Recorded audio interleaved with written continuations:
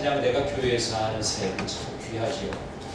맡겨진 사역이 찬양하는 것이기 때문에 이 찬양은 정말 하나님이 가장 기뻐하시는 일 중에 하나입니다.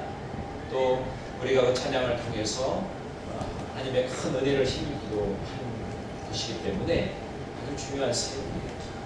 맡겨진 사역을 더 충실하게 잘 감당할 수 있게는 여러분 모두가 되시기를 간절히 바랍니다. 오늘 본문의 말씀을 통해서 영안이 열려지는 은혜라고 하는 말씀의 제목으로 함께 은혜를 나누고자 합니다. 여러분, 어떤 그 나라에 아주 훌륭하고 지혜로운 임금이 있었습니다.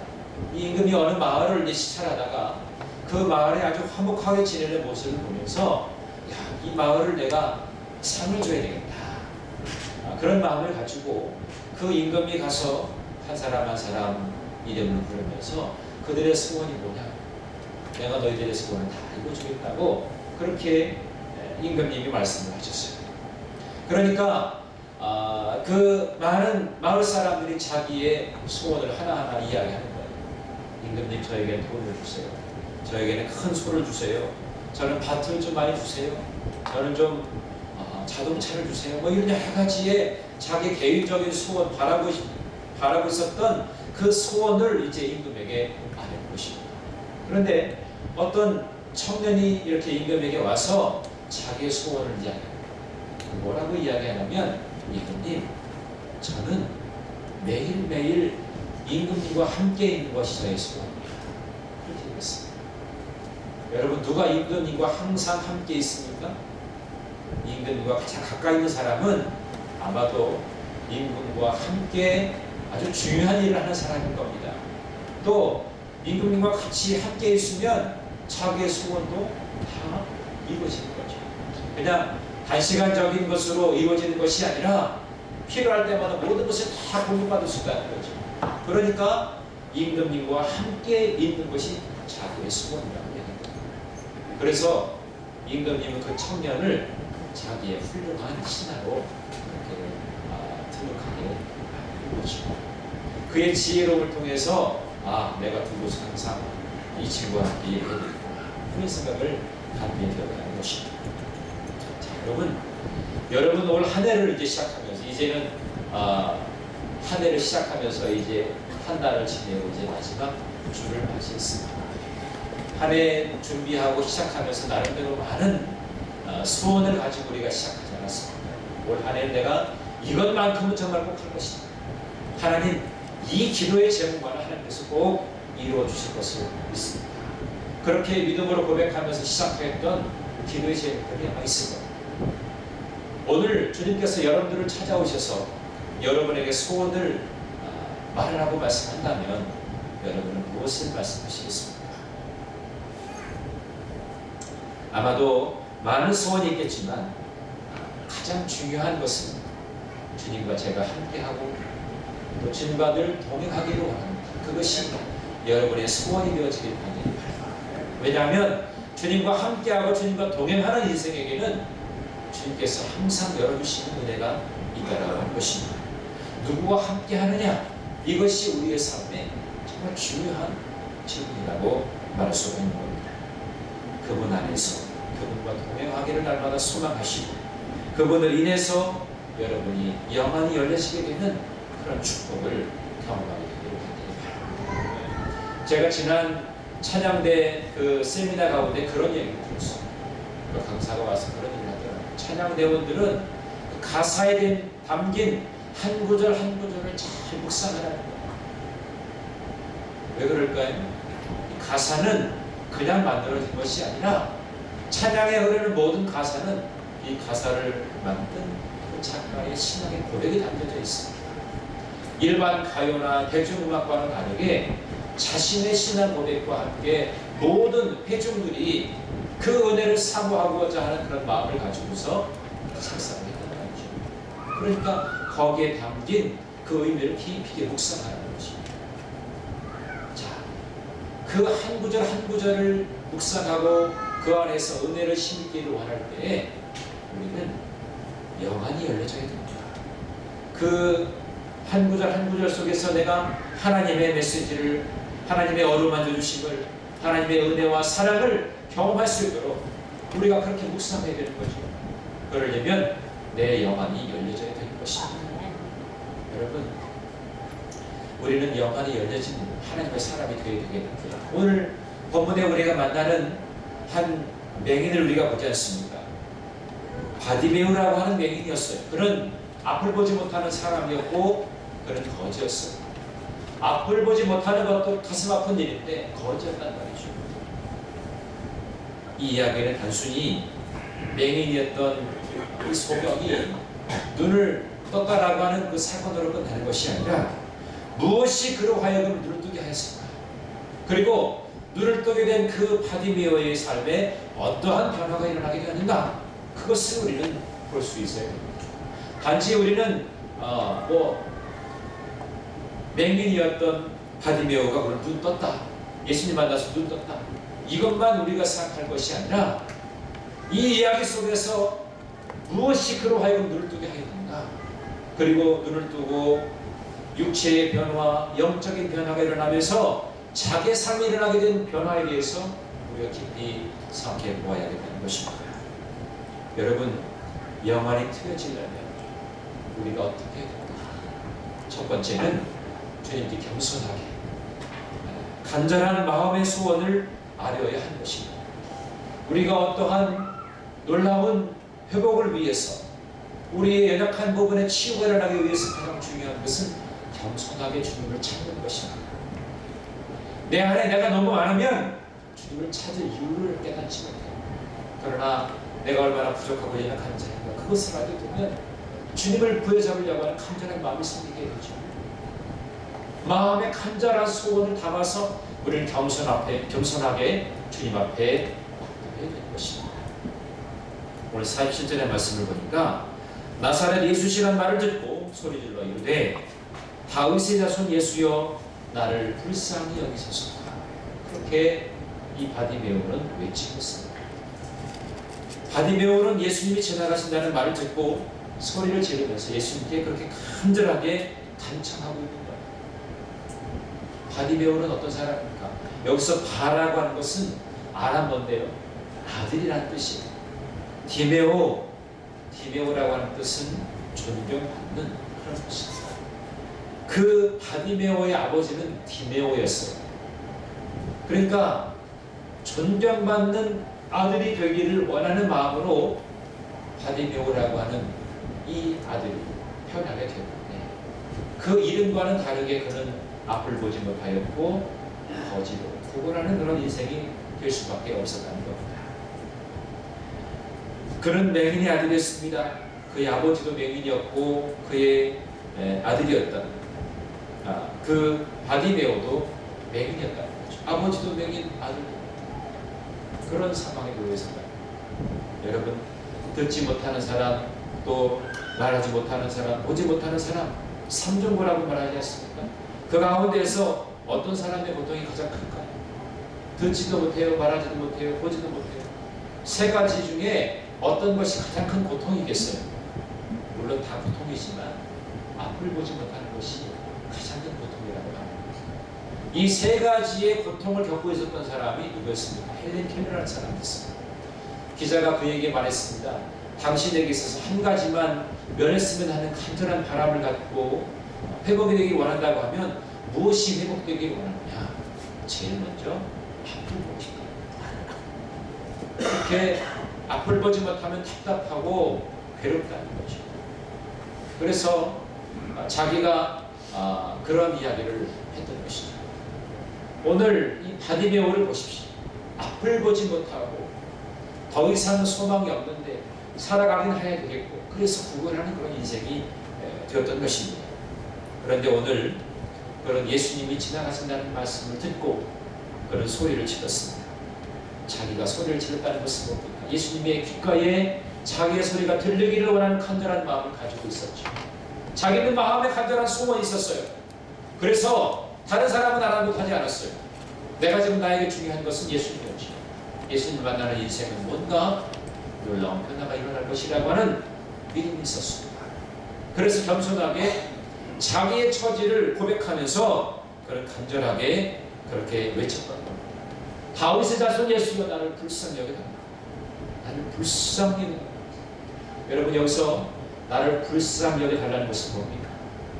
당신 나의 처지를 알지 않습니까? 저는 정말 길이 없습니다. 소망도 기쁨도 힘도 없습니다. 저의 부족하고 연약함을 도와주시고 저의 간절한 소원인 눈을 뜨게 좀 해주십시오. 그런 간절한 마음을 가지고서 나를 불쌍히 여겨달라고 그렇게 간절하게 외치고 있었던 것입니다. 이러한 겸손으로 바디메오는 주님을 부르고 있었던 것입니다. 여러분, 우리에게 간절한 소원이 있다면 겸손하게 믿음으로 아뢰 수 있게 되기를 간절히 바랍니다. 혹시 막연한 소원을 갖고 있지는 않습니까?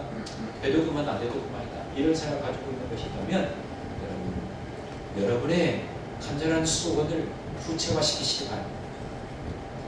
이런 되고 돼도 좋고 안 돼도 좋고 이러한 식의 소원을 가진 자는 온전하게 주님을 만날 수가 없습니다. 내가 불렀는데 주님이 들으시면 좋고 안 들으시면 할 수 없고 바디메오에게는 그런 상황이 있습니다. 자기는 목청을 다해서 뭘 말씀하십시오. 소리 질러이거든요.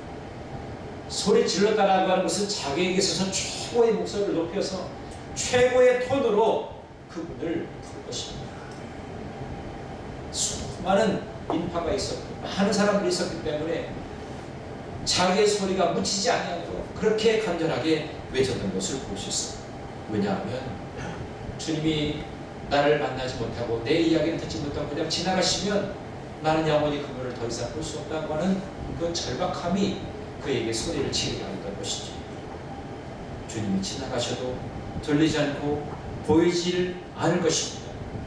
그러나 이 바디메오에게 있어서는 생명처럼 자기가 겸손하게 자기의 처지를 앓으면서 주님을 부르짖고 있는 것입니다. 이러한 겸손함이 바로 영원히 열려지게 되는 그런 첫 단추가 되었다는 것입니다. 주님을 부르시기 바랍니다. 그리고 여러분의 간절한 마음을 아뢰 때에 겸손함으로 아뢰 수 있습니다. 나는 무엇인가 가지고 있고 누릴 수 있는 것이 많다라고 하면서 그냥 의식적으로 주님을 찾는 그런 모습이 있다면 우리는 다시 한번 돌아보아야 됩니다. 그 모습, 내가 하나님 앞에 아뢰는 모습을 보시고 하나님이 정말 나를 찾아봐 주실까? 주님이 나의 모든 기도의 제목에 응답해 주실까? 여러분 한번 돌아보시고 나의 영적인 상태를 점검해 보란 말이에요. 여러분 오늘 이 본문에 등장하는 이 바디메오만 매군이 아니에요. 내가 눈을 뜨고 있지만 내가 온전하게 주님 앞에 겸손함으로 내 간절한 마음의 소원을 아뢰지 않는다면 나는 영원히 닫혀있는 자예요. 간절한 소원을 가지고 주 옆에 겸손함으로 나아갈 수 있는 저와 여러분 되기를 간절히 바랍니다. 두 번째로 이 바디메오는 환경을 극복하고자 하는 열정을 갖고 있었습니다. 그에게 주님을 만나기 어려운 두 가지 환경적인 제약이 있었어요. 하나는 뭐냐면 대를 이어서 맹인이었고 거지였어요. 구걸하는 인생이었습니다. 언제나 사람들로부터 멸시를 받았던 그 열등감이 예수님을 만나기에 힘든 부분이었습니다. 사람이 무엇인가 열등감을 가지고 있게 되면 자꾸만 무언가가 쉽게 이야기되어지지 못합니다. 누구에게인가 자기의 의사를 표현하지 못합니다. 열등감 때문에. 그에게 열등감이 요새가 많았지 않아요. 앞을 보지 못하였고 거지였고 구걸하는 인생이었기 때문에 그는 자기 형편을 알았을 것입니다. 난 거지맹입니다. 나의 본분은 오직 구걸하는 것이다. 그런 것으로만 이렇게 자기 안에 그런 마음이 새겨져 있다면 그 열등감으로 인해서 일어서지 못했을 것입니다. 그러나 그 환경적인 그 열등감을 극복했습니다. 또 하나는 뭡니까? 주님이 지나가는 현장에서 그런 수많은 사람들로부터 꾸지람을 받았습니다. 좀 조용히 좀 하라고. 예수님이 지나가는데 왜 이렇게 떠들고 있냐고 거짓 주제에 그러면서 사람들이 얼마나 많이 핀잔을 줬겠습니까? 사람들로부터 꾸지름을 들었을 때 아마도 주눅 들 수도 있으십니다. 그래 내가 거짓이고 앞을 보지 못하니까 사람들이 나에게 저렇게 꾸짖는구나 라고 하면서 주눅들 수 있는 그런 상황에 놓여 있었습니다. 열등감과 주눅 이것이 주님을 만나게 되는 결정적인 자극이 될 수도 있었을 겁니다. 그러나 이 바디메오는 그것을 극복하지 못했습니다. 왜? 자기는 소원이 있었고 자기는 예수님을 만나면 그만이 다른 것은 두려워하지 않았습니다. 내가 거짓말 내가 사람들로부터 핀잔을 받고 부치람을 듣는 거 난 그거 다 용인할 수 있어. 내가 예수님 만나서 내가 예수님으로부터 치유를 받으면 된다라고 하는 그 믿음을 가지고 있었습니다. 그 열정이 자기의 마음속에서 샘솟듯이 일어났기 때문에 그런 주님을 만날 수 있게 되었습니다. 성경에 등장하는 수많은 믿음의 사람들의 공통점은 뭐였냐면 환경을 극복한 사람입니다. 비록 내가 지금 다른 사람보다 뭔가 좀 처지가 열악하고 힘들고 어려운 상황에 놓여있지만 그것을 뚫고 일어선 사람은 주님을 만났어요. 주님을 만나서 놀라운 삶의 변화가 일어나게 되었던 것을 볼 수가 있습니다. 여러분, 여러분의 삶에 있어서 여러분의 신앙이 더욱더 견고하게 세워지기 위해서 여러분이 뚫어야 될 여러 가지의 장면도 있어요. 그걸 극복할 수 있어요. 때로는 아주 끈질긴 인내로 하나님께 나아가서 하나님을 간절하게 찾아야 될 그런 부분도 있습니다. 하나님께서는 긴 시간 동안 나로 하여금 훈련하고 단련시키십니다. 넉넉하게 이길 수 있고 넉넉하게 주님을 만날 수 있는 길을 열어주시기 위한 것이죠. 우리가 경계해야 될 배적이 있어요. 그건 뭐냐면 중간에 포기합니다. 기도하다가 안 될 것 같다는 생각이 확신이 들어서 내가 신앙생활 하다가 뭔가가 잘 안 되어진다고 하는 생각 때문에 중간에 포기하는 거죠. 포기는 언제만 쓴다고요? 배추를 쓸 때만. 한 포기 두 포기. 배추를 쓸 때만 포기를 말합니다. 우리에게 절대 중도에서 포기는 없습니다. 포기하면 안 한 것만 못하잖아요. 마라톤 선수가 42.195km를 뛰는데 열심히 뜁니다. 가장 힘든 코스가 32km 되는 지점이라고. 그때는 이제 자기의 몸에서 이제 모든 수분이 빠져나가고 살 타는 것 같은 그런 고통을 겪게 된다. 그때 많은 사람들이 포기를 한다. 근데 얼마나 힘들었으면 포기를 많이 할까. 처음에는 수많은 사람들이 운입돼가지고 다 뛰지만 거의 30km 지나면서는 몇몇 사람들이 없습니다. 그런데 그 처절하게 고통스러운 그 순간들을 이겨내면 결국에 영광스러운 승리의 그러한 결승점을 만나게 된다는 것입니다. 1, 2등, 3등, 4등 그것은 중요한 것이 아닙니다. 마라톤에게 있어서 가장 중요한 것은 완주합니다. 그래서 마라톤 경주는 언제 끝나는지 아십니까? 1, 2, 3등 금메달, 은메달, 동메달이 결정되고 끝나는 것이 아니에요. 마지막 사람까지 들어와야 그것이 경주입니다. 그렇게 마라톤 경주는 마지막까지 그렇게 뛴 사람을 존중해 주는 것입니다. 우리 주님께서도 마지막까지 내 신앙의 목표를 달성하기 위해서 끈질긴 인내로 끈기와 그런 간절한 마음을 가지고 나아갈 때 마지막까지 달려간 그런 사람에게 승리의 면류관을 주시는 것입니다.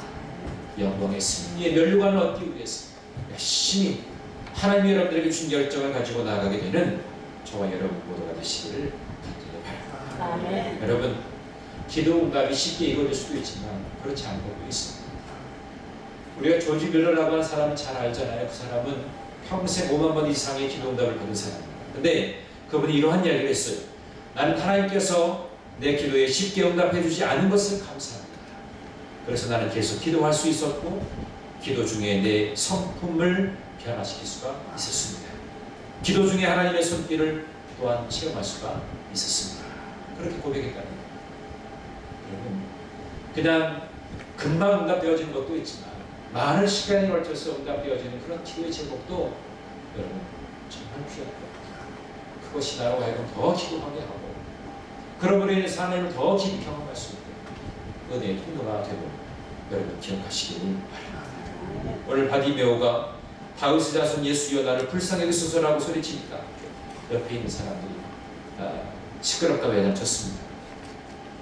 그러나 48절의 말씀을 보면 그럼 더욱 크게 소리를 질렀습니다.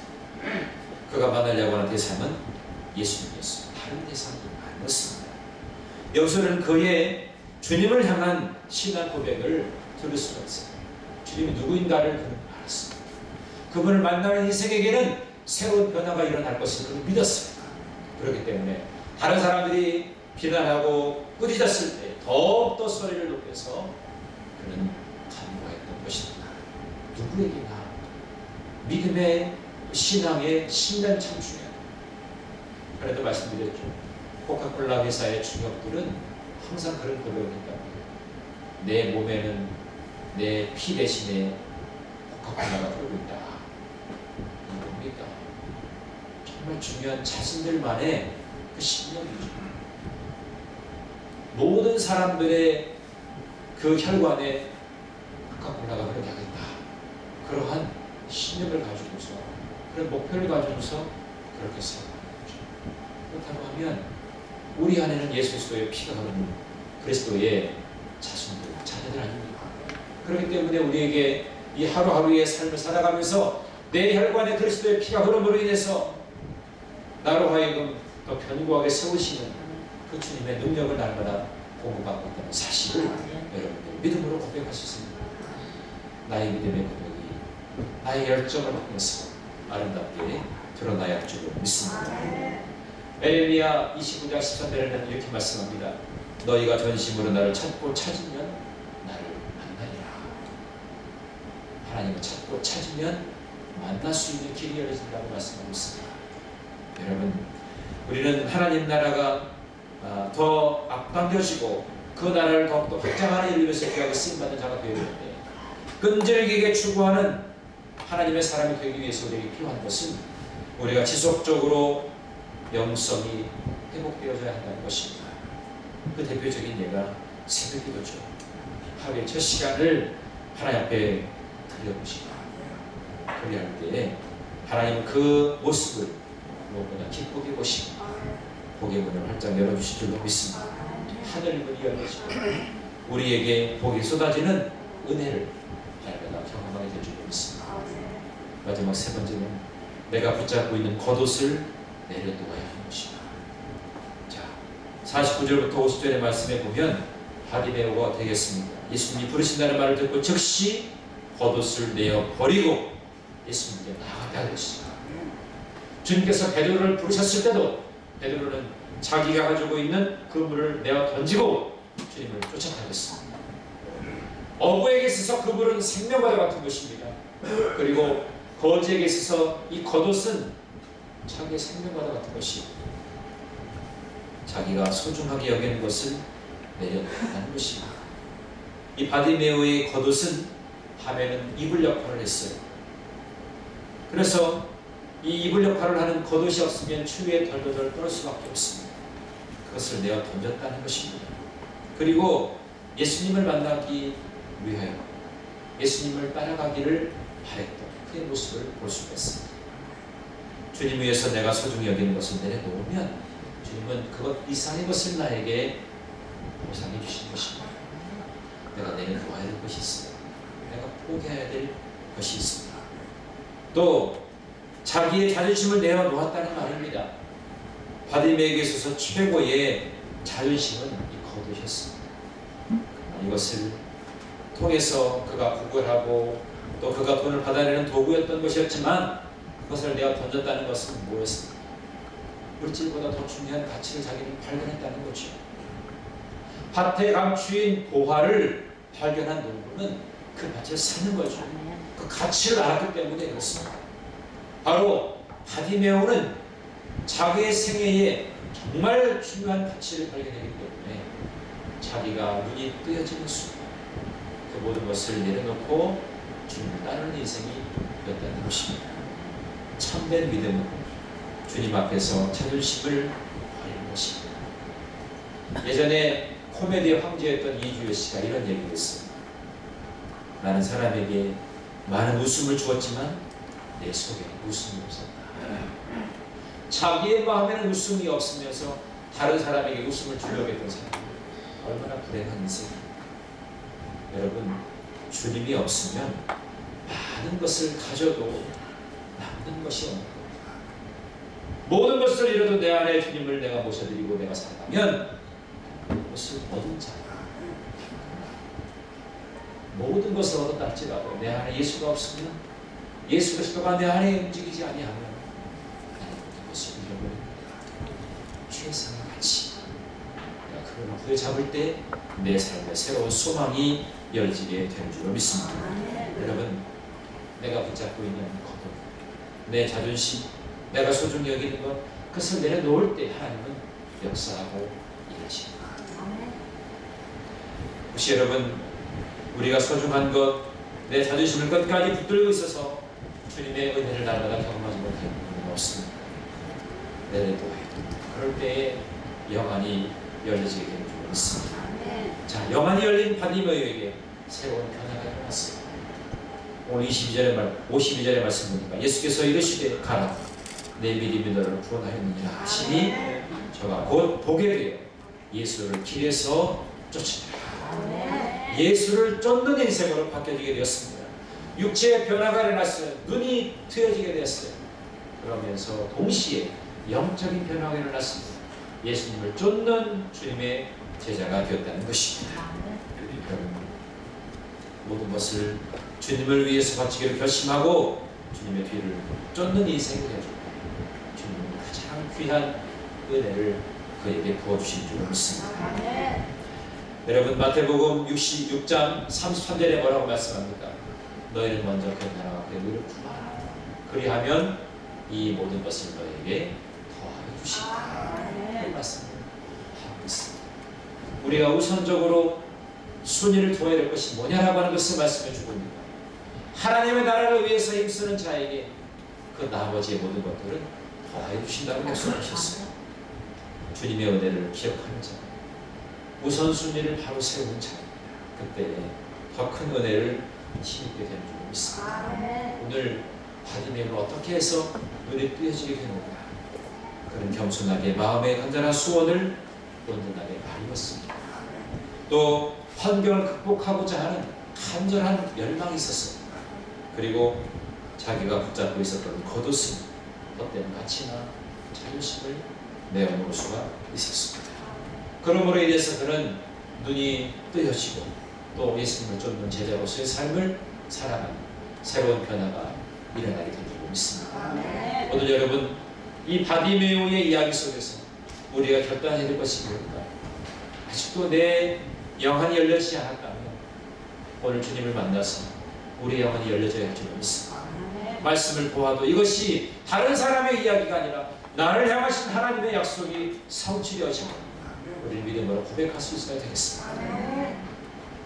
올 한 해가 하나님께서 여러분들을 붙드시고 여러분 통해서 하나님이 귀하게 쓰시기를 원하시는 그런 한 해가 되기를 원합니다. 하나님은 어떤 사람을 씁니까? 영안이 열려진 사람, 영적인 세계에 눈을 뜨인 사람, 그런 사람을 통해서 하나님은 일하십니다.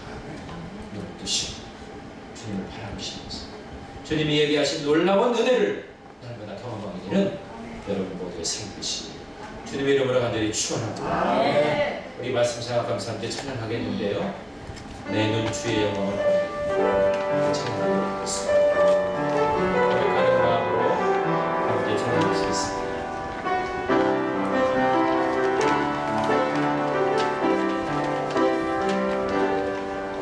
내 눈 주의 영광을 보네 우리 가운데 계신 주